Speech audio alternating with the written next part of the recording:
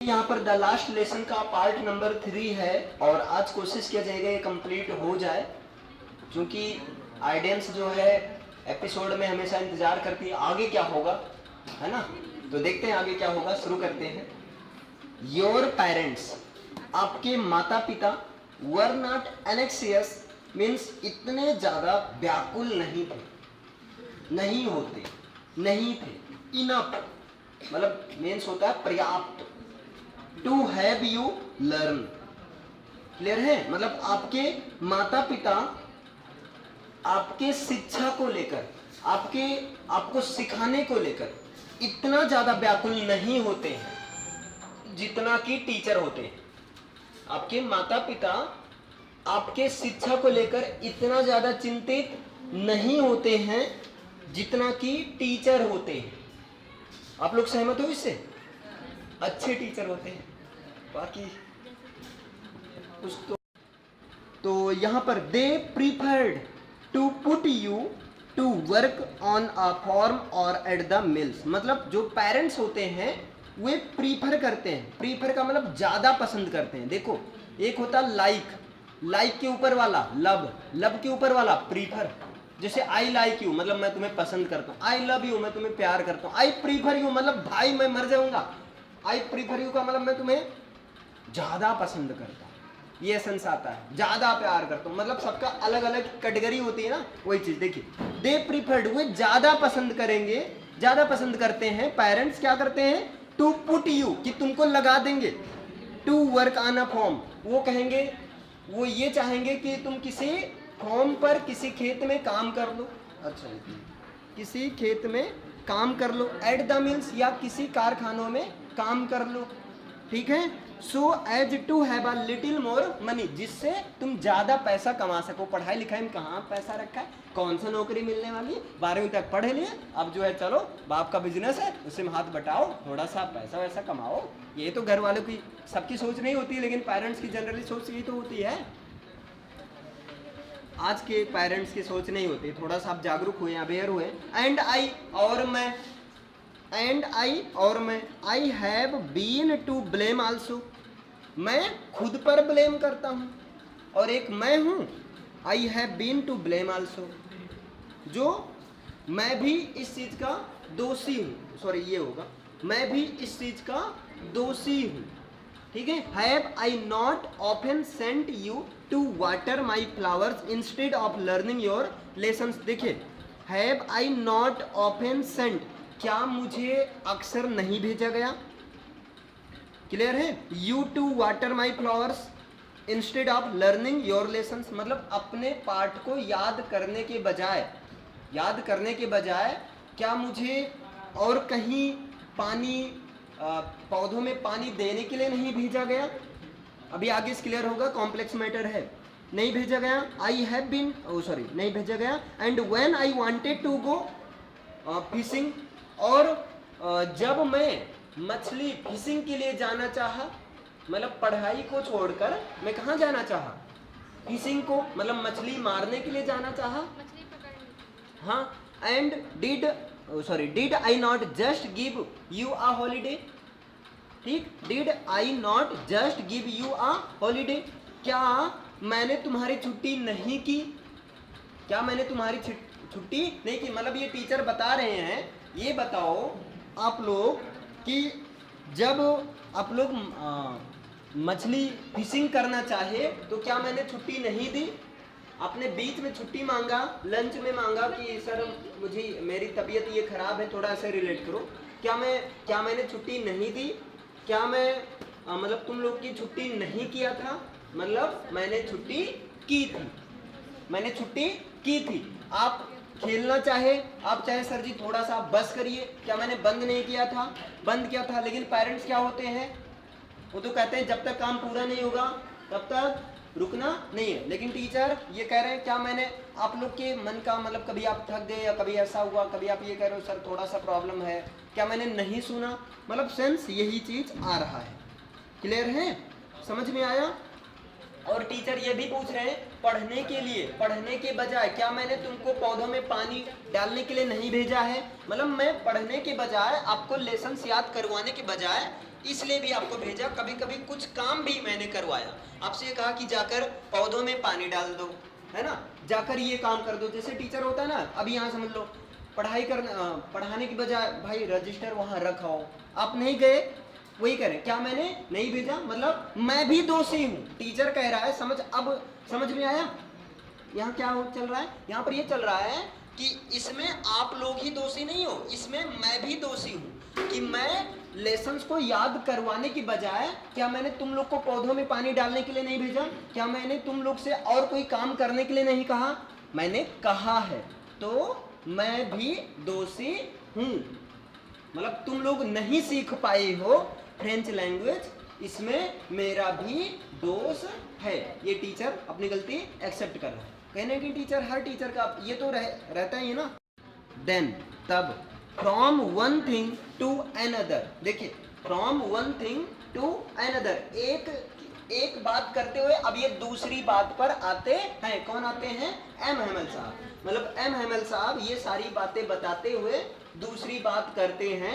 M Hamel bent on to talk of the French language. अब M Hamel French language के बारे में बताना शुरू किए या बताना शुरू कर दिए। मतलब पहले तो शुरुआत में ये बताए, भाई आप लोग फ्रेंच लैंग्वेज नहीं सीख पाए हो, इसमें आपकी गलती नहीं है, इसमें गलती मेरी भी है। क्या मैंने आप लोग को कभी पौधों में पानी डालने के लिए नहीं भेजा? मैंने कभी आप लोग को फिशिंग के लिए भी कहा था?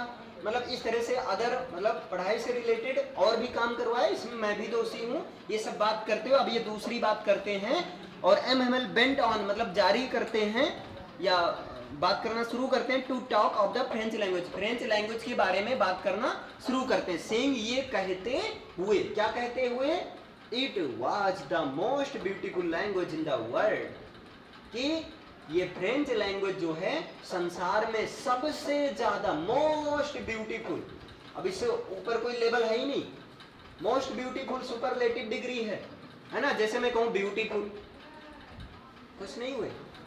मोर ब्यूटीफुल, अभी भी नहीं खुश हुए? अच्छा, मोस्ट ब्यूटीफुल, अरे खुशी नहीं हुई? अब इससे ऊपर कोई है ही नहीं, है ना। जैसे एक प्रशंसा करने का, आप सुंदर हो, ये नॉर्मल हो गया, आप इनसे ज्यादा सुंदर हो, थोड़ा सा लेवल बढ़ा दिया मैंने, आप तो आप हो, आप सबसे ज्यादा सुंदर हो, एकदम हूर की परी हो, जन्नत की कोहिनूर हो, कुछ भी। तो ये हुआ सबसे ज्यादा, मोस्ट का मतलब लेवल सुपरलेटिव में गए। वही ये कह रहे हैं कि फ्रेंच लैंग्वेज दुनिया की, है ना, दुनिया की सबसे ज्यादा मोस्ट ब्यूटीफुल लैंग्वेज है, मतलब सबसे सुंदर लैंग्वेज है, इससे सुंदर कोई लैंग्वेज है ही नहीं। अरे वाह। द मोस्ट लॉजिकल, सबसे ज्यादा लॉजिकल लैंग्वेज है, लॉजिकल का मतलब तर्क युक्त लैंग्वेज है। डेट बी मस्ट, जिसको हम लोग को चाहिए, गार्ड इट अमंग अस, जिसको हम लोग को हमारे बीच में क्या करना चाहिए? गार्ड मतलब इसकी सुरक्षा करनी चाहिए, है ना। एंड नेवर फॉरगेट इट, और इसे कभी भूलना नहीं चाहिए। भले अब हम लोग को फ्रेंच नहीं पढ़ाया जाएगा, लेकिन फ्रेंच को भूलना नहीं चाहिए। Because when a people are enslaved, क्योंकि जब लोग इंस्लेव्ड मीन समझ रहे हैं ना क्या होता है? गुलाम। व्हेन मतलब जबकि पीपल मतलब लोगों को, आर इंस्लेव्ड जबकि लोगों को गुलाम बना दिया गया है, लोगों को गुलाम बना दिए गए हैं। As long as they hold fast to their language, मतलब लोगों को गुलाम बना दिया गया है। अगर वो अपनी लैंग्वेज बोलेंगे, फ्रेंच लैंग्वेज बोलेंगे, तो लोगों को क्या कर दिया जाएगा? गुलाम बना दिया जाएगा। इट इज एज इफ, ये तो ऐसा है, एज इफ ऐसे है, जैसे कि, मानो की। एज इफ का मतलब होता है मानो की। They had the key to their prison, मानो की ये लोग जो है ना जेल की चाबी है, जब मन करे जेल में बंद कर देंगे, जब मन करेंगे बाहर निकाल देंगे, जब मन करेगा गुलाम बना देंगे, जब मन करेगा जो मन करेगा वो करेंगे। ऐसे लगता है मानो कि ये लोग कि आप प्रिजन बन गए, मतलब एक प्रिजन मीन समझ रहे हैं ना क्या होता है? जेल होता है। प्रिजनर मीन्स होता है कैदी, जेल में रहने वाला। जैसे कि ये लोग जेल की चाबी हो गए हैं, कि जेल की चाबी इनके पास है, ये जिनको चाहेंगे उनको जेल से निकालेंगे और जिनको चाहेंगे उनको जेल में रखेंगे। देन तब ही ओपनड अ ग्रामर, तब उसने ग्रामर की किताब ओपन किया। ग्रामर की किताब अब ओपन कर रहे हैं महाराज, है ना। शुरुआत में होते हैं कुछ ज्ञान की बातें बताते हैं टीचर, ये भी बता रहे हैं। तब उसने अपनी ग्रामर की किताब, मतलब फ्रेंच में जो ग्रामर है उसकी किताब ओपन किया and read us our lesson, और हमारे लेसन को, जो लास्ट लेसन था उसको उन्होंने क्या किया, रीड अस किया, मतलब हम लोग को पढ़ाया, हम लोग को सिखाया, हम लोग को समझाया। आई वॉज अमेज्ड, मैं बड़ा आश्चर्य था। अमेज्ड का मतलब सरप्राइज, ठीक, अमेज्ड का मतलब वंडर, आश्चर्य। आई वॉज अमेज्ड, मैं आश्चर्य था। टू सी, ये देख कर, हाउ, कैसे, वेल आई अंडरस्टूड इट, कैसे मुझे सारा समझ में आ रहा है, कैसे मुझे सारा समझ में आ गया है। मुझे बड़ा आश्चर्य हो कि अभी तक तो साला कुछ आ ही नहीं रहा था समझ में, आज तो सारा का सारा समझ में आ गया। ये फ्रेंच कह रहा, लिटिल फ्रेंच क्या कह रहा, मुझे तो बड़ा आश्चर्य लग रहा था कि भाई आज जो लास्ट वाली क्लास है, इस लास्ट वाले क्लास में मुझे सारा का सारा समझ में आ गया, जो महाराज पढ़ाए, अभी सिखाए, समझाए। ठीक, all he said seemed so easy, जो भी उसने बताया, जो भी सर ने समझाया, वो सारी चीजें बिल्कुल इजी लग रही, इतनी इजी लग रही हैं, सो इजी, मतलब बहुत इजी लग रही हैं, ऐसे जैसे हलवा। ठीक है, हलवा खाने में कितना मजा है ना, ना तो चबाना है, अबे वैसे ले जाओ कोई दिक्कत नहीं, काम हो जाएगा। इसलिए लोग कहते हैं इतना इजी, जैसे कि हलवा का एग्जांपल देते हैं ना। आई थिंक, मैंने सोचा, टू, मैंने ये भी सोचा, that I had never listened so carefully, मैंने ये भी सोचा कि भाई आज के पहले मैंने कभी भी किसी की बात को इतना ध्यानपूर्वक नहीं सुना था। जैसे कुछ कुपंथी औलाद होते हैं ना, तो कहते हैं भाई आज के पहले मैंने कभी किसी टीचर का इतना इज्जत नहीं किया, आज से पहले मैंने कभी किसी टीचर के क्लास में इतना ज़्यादा ध्यानपूर्वक मैंने नहीं देखा। वही ये कह रहा, आज से पहले मैंने कभी इतना ध्यानपूर्वक क्लास नहीं लिया, एकदम बिल्कुल ध्यानपूर्वक समझ रहे हैं भाई, जरा सा चूके पड़ोसी घर फूके, नहीं तो पूरी क्लास हम पर थूके, ये सोचकर मैं क्लास ले रहा हूँ, पड़ोसी घर ना फूकने पाए और पूरा क्लास हम पर थूकने ना पाए। ये सब ब्लेम से बचना चाहते हो ना, तो चूकना नहीं है, क्योंकि चूके तो क्या क्या होगा पता है ना आपको। ठीक है, and that he had never explained everything, और देखो ये भी है, विद सो मच पेशेंस, और कभी भी, मास्टर साहब की भी गलती है, और कह रहा है, और कभी भी टीचर ने भी इतने अच्छे से कभी किसी चीज को एक्सप्लेन नहीं किया। भाई कभी अगर अच्छे से एक्सप्लेन करते तो मैं समझता। ये कह रहा, आज मैंने पहली बार इतना ध्यानपूर्वक क्लास ली, और पहली बार महाराज इतने अच्छे से, मतलब सर जी बोल देना, ठीक, इतने अच्छे से हर चीजों को पेशेंस के साथ, पेशेंस मतलब समझ रहे हैं, धैर्य के साथ कंप्लीट किए। हमेशा तो उड़ा देते थे, हाँ ये होगा, ये कर लेने, टिक लगा दो, लेसन कंप्लीट, ऐसे ही होते ना, जल्दी करवाना भाई, ऐसे पढ़ लेना, क्या दिक्कत है, नीचे हिंदी दी गई, पढ़ लेना यार, ऐसे भी तो मैं बोल सकता था, ऐसे उड़ा देता। आप भी कहते हाँ सर जी सही कहा, तो मतलब नीचे हिंदी तो दिया गया है, पढ़ लेंगे, कौन पढ़ता है वो मुझे पता है। आगे देखिए क्या है, इट सीम्ड, ऐसा लग रहा था, ऑलमोस्ट एज इफ, जैसे कि, मानो कि, द पुअर मैन, वो बेचारा आदमी, ये बेचारे सर, ऐसा लग रहा था जैसे बेचारे एम हैमेल साहब wanted to give us all he knew, सब कुछ बता देना चाहते हैं। ऐसा लग रहा है जैसे कि बेचारे एम हैमेल साहब सब कुछ बता देना चाहते हैं, बिफोर गोइंग अवे, जाने के पहले जो उनको पता सब कुछ आज सिखा देना चाहते हैं। इतने अच्छे से बता रहे थे, इतने अच्छे समझा रहे थे, ऐसा अगर वहां पर आप होते ना तो ऐसा होता, ऐसा लग रहा था जैसे कि एम हैमेल साहब हम लोग को सारी बातें जो उसने जिंदगी भर सीखी थी ना, सारी बातें बता देना चाहते हैं, आज ही बता देना चाहते हैं जाने के पहले। And to put it all into our heads at one stroke, और इसको एक ही झटके में हमारी खोपड़ी में फीड कर देना चाहते थे, एक ही झटके में हमारे सबकॉन्शियस माइंड में सेट कर देना चाहते थे, मतलब एक ही बार में। अब ये समझ सकते हो कितने अच्छे तरीके से समझाया गया होगा, है ना। और कितने अच्छे तरीके से मैंने आपको समझाया। देखो लिटिल फ्रेंड्स बनकर ऐसा लग रहा था, पता है अगर आप लोग होते ये सोचते ऐसे लग रहा था जैसे एम हैमेल साहब जिंदगी भर जो सीखे ना सब कुछ आज बता देना चाहते हैं, एक भी नहीं छोड़ना चाहते जाने के पहले। और जो एकदम इतने अच्छे से बता रहे थे, इतने अच्छे से बता रहे थे, इतने अच्छे से बता रहे थे कि एक ही बार में सारी चीजें बिल्कुल समझ में आ रहा था, एकदम दिमाग खोपड़ी में जो है फीड हो जा रहा था, फीड हो जा रहा था, सेट हो जा रहा था। समझ में आया? आगे चलते आगे। आफ्टर द ग्रामर, जब ग्रामर का लेसन कंप्लीट हुआ, we had a lesson in writing, तब हम लोग को क्या हुआ, हम लोग को लिखवाने वाला काम हुआ। मतलब पहले समझाने वाला, जब ग्रामर का लेसन कंप्लीट हो गया तब हम लोग को लिखना था, है ना, हम लोग का लेखन हुआ। मतलब हम लोगों ने जो सर जी ने समझाया था बोर्ड पर उसको हम लोगों ने लिखा। दैट डे, उस दिन, M Hamel had new copies for us, उस दिन एम हैमेल साहब हमारे लिए नई कॉपी लाए हुए थे, नई कॉपियां लाए थे। Written in a beautiful round hand, और एक अच्छी राइटिंग में लिखे हुए थे। उस दिन एम हैमेल साहब बोर्ड पर बहुत सुंदर सी राइटिंग में लिखते थे। हमेशा तो एकदम चिड़ै की टांग बना देते थे, लेकिन उस दिन एम हैमेल साहब क्या किए थे, राउंड हैंड का मतलब बहुत अच्छी राइटिंग में भी लिखे थे। फ्रांस अलास्क, फ्रांस अलास्क, अरे सॉरी आप अलास्क अल्सेस, अल्सेस बोलेंगे ना, फ्रांस अल्सेस, फ्रांस अल्सेस, मतलब ये फ्रांस अल्सेस बहुत अच्छे से लिखे हुए थे और बाकी भी सारी चीजें लिखे थे। They looked like little flags, और ये सारी जो कॉपियां थी जिस पर लिखा था फ्रांस अल्सेस, फ्रांस अल्सेस, ये एक छोटे फ्लैग की तरह, छोटे तिरंगे की तरह लग रहे थे।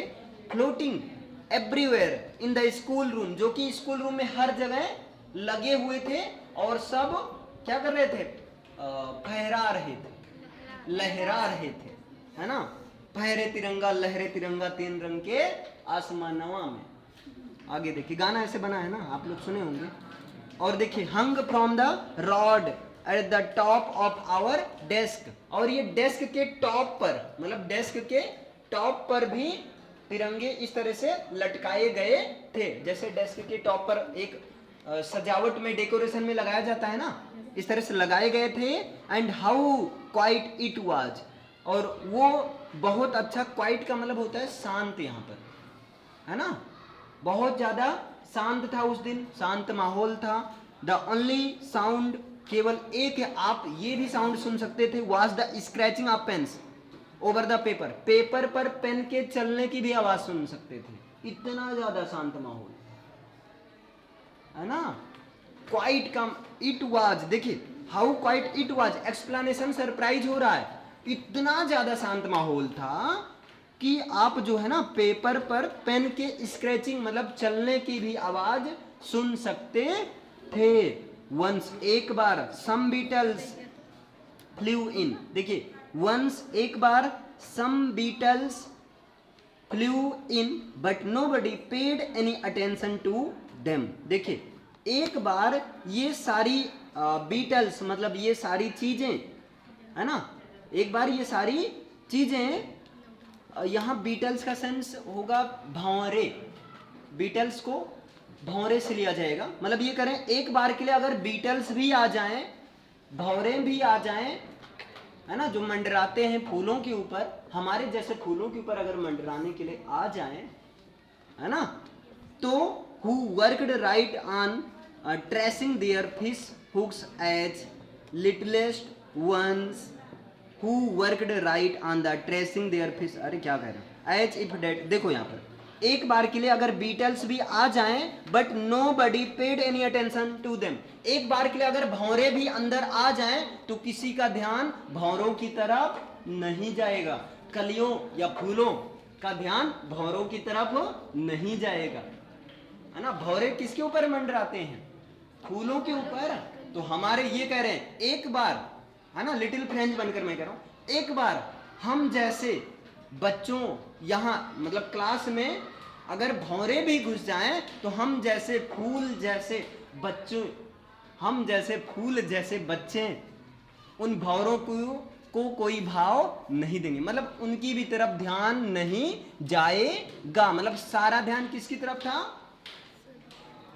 एम हैमल साहब की तरफ था। Not even littles ones who worked right on tracing their fish hooks as if that was French too. और ना ही लिटिल वंस, छोटे छोटे बच्चों का भी ध्यान नहीं जाएगा। सारे लोग एक असेंबली हॉल टाइप इकट्ठा हुए थे, ना ही लिटिल वंस का मतलब छोटे, चलो बड़े लोगों की बात अलग है, ये तो ध्यान देते हैं, छोटे बच्चों का भी ध्यान उनकी तरफ, भौरों की तरफ नहीं जाएगा। On roof the pigeons could very low. और छत पर जो पीजन्स थे, जो कबूतर थे, वो कूड कर रहे थे। कूड का मतलब कुकरू, और क्या बोलते हैं गुटर, मुर्गा बना दे रहे हो, है ना। जो कबूतर थे छत पर, वे भी बहुत धीरे आवाज में, बहुत धीरे गुटेरगू कर रहे थे। And I thought to myself, और मैंने अपने आप से सोचा, मैंने खुद सोच विचार किया, will they make them sing in German? क्या ये जो कबूतर है जर्मन में गा रहे हैं? इवन द पिजन्स, क्या कबूतर भी जर्मन गाना शुरू कर दिए हैं? क्या कबूतर को भी एलर्जी है जर्मन से? वो भी कह रहे हैं नहीं जर्मन ये गलत है, फ्रेंच चलने दो। मतलब ये खुद से कह रहे, एक बार के लिए तो मैंने खुद से पूछा, क्या जो है ये लोग, जो जर्मन के लोग हमारे ऊपर आक्रमण किए हैं, क्या जर्मन के लोग कबूतरों को भी जर्मन लैंग्वेज गाने के लिए फोर्स करेंगे? बेचारे इतने इनोसेंट, अब इनको भी जर्मन बोलना होगा। समझ में आया इतना? आगे देखिए next. Whenever I looked up from my writing, I saw। देखिए whenever, जब कभी भी, I looked up from my writing, जब कभी भी मैं अपनी राइटिंग को देखता था, जब कभी भी मैं अपनी राइटिंग को देखता था, I saw M Hamel sitting motionless, तब मैं यही देखता था कि M Hamel साहब बिना हिले डुले बैठे हुए। मतलब अब ऐसा लग रहा है कि एम हैमल के घर पर कोई मर गया हो, ऐसे मतलब शांत रूप धारण कर ले। इतना गुस्सा, इतना खतरनाक आदमी कैसे मोशनलेस हो गया है, कैसे गतिविहीन हो गया है ना। इन हिज चेयर, अपने कुर्सी पर एकदम शांत पूर्वक बैठे हुए एम हैमल साहब। जब मैं लिखने, मतलब जब मैं बोर्ड से लिखता था, तब मैं एम हैमल साहब को देखता था, तो ऐसे एम हैमल साहब बैठते थे जैसे कि इनको कुछ पता ही नहीं है, जैसे कि एकदम बेचारे सीधे साधे, मतलब कुछ आता ही नहीं है। ठीक, बहुत मतलब शांत मुद्रा में बैठे हुए थे। And gazing first a one thing, और जो है केवल हर, मतलब गेजिंग का मतलब निहार रहे थे, केवल हम लोग को ही देख रहे थे। देन एट एनदर, तब दूसरी तरफ, एज इफ, ऐसा लगता था, he wanted to fix in his mind just how everything looked in that little school room. ऐसा लगता था जैसे कि वो अपने माइंड में, अपने दिमाग में स्कूल की सारी चीजों को सेट करना चाहते थे, कौन सी चीजें कहाँ पर थी, कौन से बच्चे कैसे थे, हर चीजें। मतलब ऐसा लगता था जैसे वो बाकी सारी चीजों को एक एक चीज देखते जाते थे, और चीजों को देखते जाते थे, और ऐसा लगता था जैसे कि वो दिमाग में सारी चीजों को बसाना चाहते हो, सेट करना चाहते हो, दिल में बसा लो तुम, है ना। ये चीज ऐसा लगता था। आगे देखिए क्या है। Fancy for 40 years he had been there in the same place. देखिए 40 साल से वो अपने प्लेस पर, है ना, 40 साल से वो यहाँ पर सर्विस दे रहे हैं। With his garden outside the window, मतलब विंडो के बाहर उन्होंने एक गार्डन बना रखा है, मतलब एक गार्डन क्रिएट किया जहाँ पर वो फूल पौधे लगाते थे, उसमें पानी देते थे। And his class in front of him, और वो उनकी क्लास जो है उसके वो गार्डन के सामने ही होती थी। ठीक, just like that, just like that, मतलब ठीक उसी तरह गार्डन के सामने क्लास भी हो रही थी। Only the desk and benches had been worn smooth, the walnut trees in the garden were the taller। देखिए डेस्क और बेंचेज ही वहां पर थे, क्लास में थे, बाकी वॉलनट ट्रीज गार्डन में, वो गार्डन में किसका ट्री लगाए थे? वॉलनट ट्रीज का मतलब समझ रहे हो, अखरोट का पेड़ लगा रखे थे उसमें, वो लंबे थे।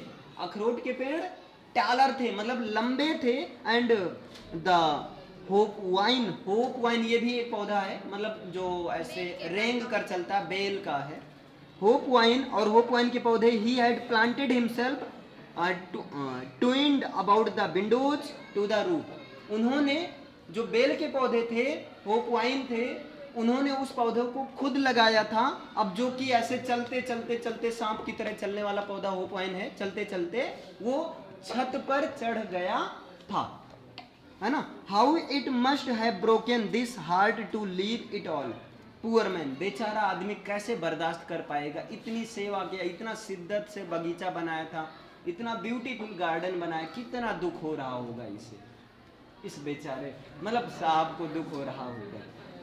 To hear his sister moving about in the room above packing their trunks, और उनकी सिस्टर ने जब उनसे ये बोला कि उनका सामान पैक हो गया है, और they must leave the country next day, अब उनको अगले दिन कहाँ निकलना है, देश से बाहर, मतलब अगले दिन उनको जाना है। और इस प्रपोर्शन में इनकी सिस्टर क्या कर रही थी, सामान को पैक कर रही थी, जैसा कि इनको अगले दिन निकलना है। क्लियर है, समझ में आया? आगे देखिए, बट लेकिन he had the courage to hear every lesson to the very last, लेकिन लिटिल फ्रेंड्स ये कह रहा है, लेकिन अब उसके पास हर चीज को सुनने की हिम्मत है, हर चीज को सहने की हिम्मत है, हर चीज को ऐसे छोड़कर जाने की हिम्मत है, मतलब धोखा देने की हिम्मत है बच्चों को, है ना। समझ में आया?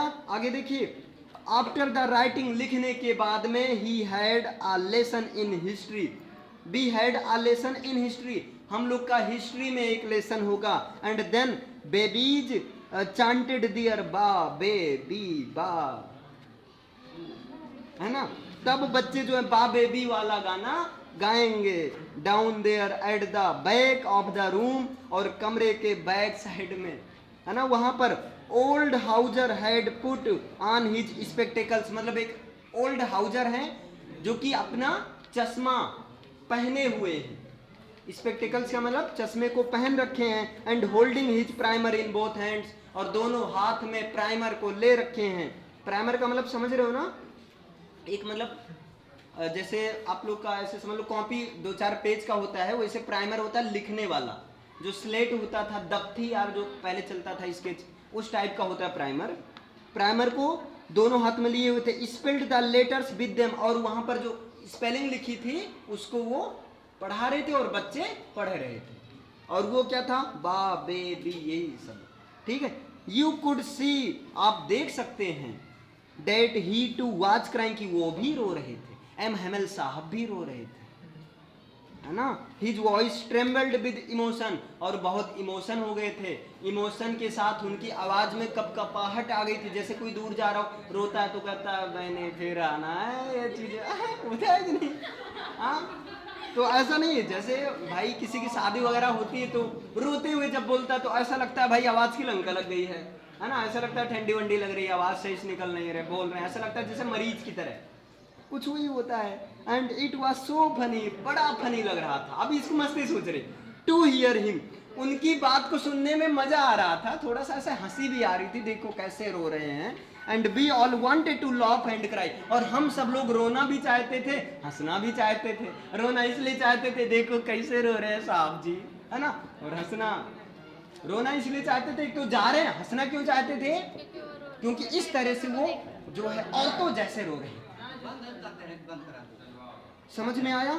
आगे देखिए, तब क्या हुआ, आह अरे, हाउ वेल आई रिमेम्बर, मैं कैसे याद रख पाऊंगा, इट द लास्ट लेसन, मैं इस लास्ट लेसन को हमेशा याद रखूंगा, कैसे भूल पाऊंगा ये लास्ट लेसन, ये नजारा, ये रोने का, ये सब मैं कैसे भूल सकता हूँ, मैं भूल ही नहीं सकता हूँ। समझ में आया?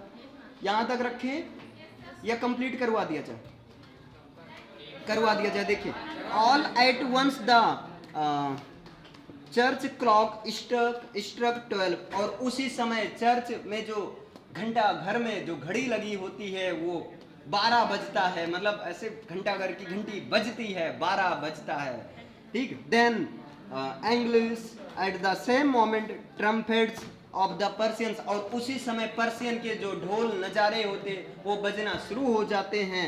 रिटर्निंग फ्रॉम ड्रिल, है ना, ड्रिल, जो ड्रिल में काम कर रहे होते हैं, ड्रिल के साथ में काम कर रहे होते हैं, वो सब अब वापस खेतों से वापस लौट रहे होते हैं।